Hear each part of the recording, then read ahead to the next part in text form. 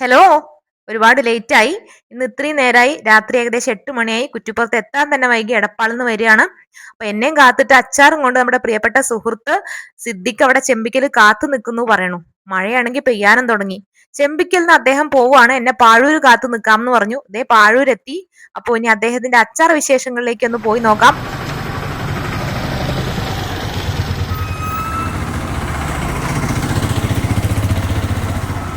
അങ്ങനെ നമ്മളെ അച്ചാറും കൈ പിടിച്ച് പാവം സിദ്ദിഖ് എന്നെയും കാത്തു നിൽക്കണം. ഇങ്ങനൊരു കസ്റ്റമർ ആദ്യമായിട്ടായിരിക്കും. അല്ല സിദ്ദിഖ്, ഞാൻ കുറച്ച് ലേറ്റ് ആയി പോയി. എടപ്പാളിന്ന് വരികയാണേ. അപ്പൊ നല്ല മഴയും വഴിക്കില് പെട്ടുപോയി. എടപ്പാളിന്ന് ബസ് കിട്ടാൻ വൈകി. സ്കൂട്ടർ എടുത്തില്ല. ബസ്സിനാ പോയതേ. അപ്പൊ നാളെ അത് ചേച്ചറ മോൾക്ക് ഗൾഫിക്ക് കൊണ്ടുപോകാനുള്ള സാധന.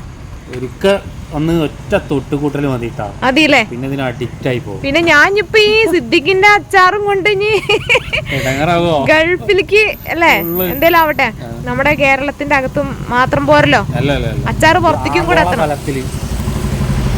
ആഗോള തലത്തിൽ ഇതേ കണ്ടില്ല, എന്റെ സ്വന്തം ഫോട്ടോ ആണ് അല്ലേ. ഇതേ ഇഷ്ടം പോലെ ആൾക്കാരുണ്ട് കണ്ടാ. ഞങ്ങളെ പാഴൂരാണ്. പാഴൂർ സ്കൂളിന്റെ മുമ്പില് കണ്ടോ, aided upper primary school Pazhoor. രാവിലെ ഞാൻ പറഞ്ഞല്ലോ സിദ്ദിഖിന്റെ അച്ചാറിനെ കുറിച്ച്. ഇത് രാത്രി തന്നെ പോയി വാങ്ങുന്നത്. ഇത്രയും വൈകുന്നു വിചാരിച്ചില്ല. പക്ഷെ ഇത് എത്ര വൈകിയാലും സിദ്ദിഖിന്റെ കയ്യിൽ നിന്ന് ഈ അച്ചാറിക്ക് ആവശ്യമായിരുന്നു. കാരണം നാളെ എന്റെ ചേച്ചിയുടെ മോള് ഗൾഫിൽ പോകും. അവൾക്ക് ഗൾഫിൽ കൊണ്ടുപോകുന്ന അച്ചാറാണ്. നല്ല ഈത്തപ്പഴും ചെറുനാരങ്ങ. ഇതല്ലേ സിദ്ദിഖ് പറയണതേ, ഈ ഗൾഫിലേക്ക് ഞാൻ ഇനി അച്ചാർ പലതവണ കൊടുത്തു വിടണ്ടായിരുന്നു. അത്രയ്ക്ക് സ്വാദാണ് പറയുന്നത്. എന്തായാലും വേണ്ടില്ല, നമ്മുടെ നാട്ടിലത്തെ ഒരാള് ഒരു സംരംഭം തുടങ്ങിയ അതിന് നമ്മൾ കട്ട സപ്പോർട്ടാണ് അല്ലേ. അതിനാദ്യം ഇതിന്ന് ഒരു കുപ്പി ഞാൻ യൂസ് ചെയ്യും, ബാക്കി 3 കുപ്പിയും കൊടുത്തു വിടും. അപ്പൊ ഇനി ഒരുപാട് തവണ ഗൾഫിലേക്ക് ഈ അച്ചാർ കൊടുത്തു വിടാനുള്ള ഭാഗ്യം എനിക്കുണ്ടാവട്ടെ അല്ലേ. കണ്ടെയ്നർ കണക്കിന് ഇപ്പോഴേ ഞാൻ അച്ചാർ വാങ്ങാൻ നിന്നപ്പോണ്ടല്ലോ, വീരാമുട്ടിയൊക്കെ 2 വാങ്ങി, ഞാൻ 4 വാങ്ങി. കണ്ട കച്ചവടാണ്, പൊടിക്കുകയാണ് ഇവിടെ. ചിത്രം സിദ്ദിഖ് തന്നെയാണ്. ചിരിച്ചുകൊണ്ടിരിക്കുന്ന സിദ്ദിഖിന്റെ ഫേസ് ആണ് ഇതിൽ കാണുന്നത് കണ്ട. അപ്പൊ ഈ സിദ്ദിഖിന്റെ ഈ അച്ചാറിന് കേരളത്തിന്റെ അകത്തും പുറത്തും നല്ല പ്രചാരം കിട്ടട്ടെ എന്ന് നാട്ടുകാരി എന്നുള്ള നിലയിൽ ഞാൻ സ്നേഹത്തോടെ പ്രാർത്ഥിക്കുകയാണ്. എന്തായാലും ഞാൻ ഇനിയും അച്ചാറിന് വരും. നിങ്ങളും സിദ്ദിഖിന്റെ അച്ചാർ വാങ്ങണം എന്നാണ് എന്റെ അഭിപ്രായം.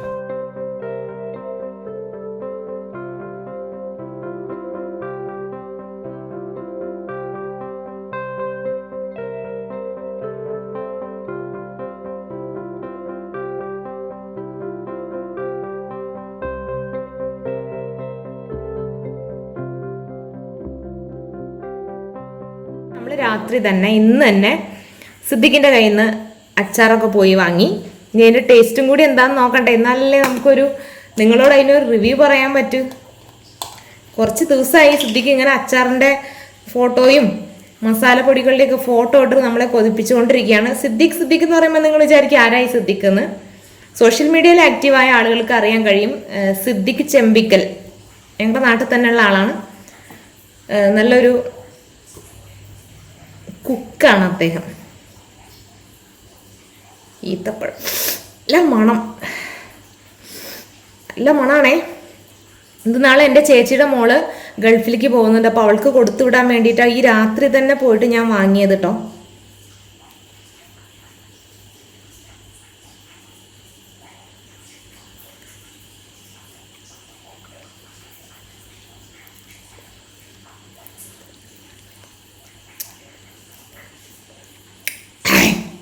നല്ല രസം, സൂപ്പറാ. ലേശം കൂടെ തിന്നാൻ തോന്നുന്നുണ്ട്. ആ ഒരു അച്ചാറിൻ്റെ ഒരു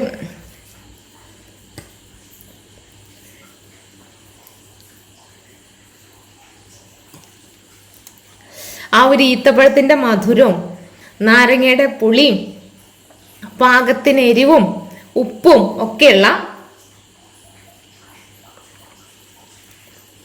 നല്ല അച്ചാറ്.